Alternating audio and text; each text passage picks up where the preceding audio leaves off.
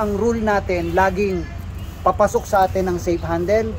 Pero sa Y2K kasi, ang bite handle nakapasok sa inyo. Kasi, pag ito umikot, ayan o, safe kayo.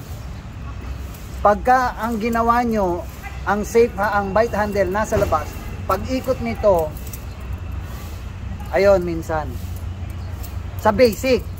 Pero, kung praktisado kayo, kahit dito sa safe handle, hindi tatama yung blade. Kasi 'di ba may mga naglalaro double edge, 'di ba? So, pagka double edge, walang safe handle, walang bite handle.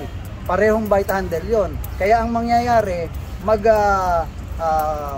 lalaro sila sa momentum na lang. Hindi na tumatama dito yung blade.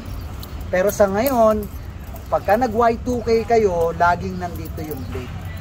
Okay? Kaya kanina, nung ginanito nyo to, diba? I-turn nyo muna. Nandyan siya eh. I-turn nyo muna. Yan.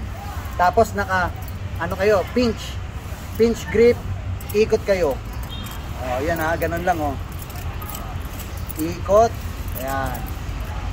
O, iniikot nyo yung bite handle. 1, 2, 3. 1, 2, 3. Okay? Dahil papunta na yan sa okay, so ikot para dun sa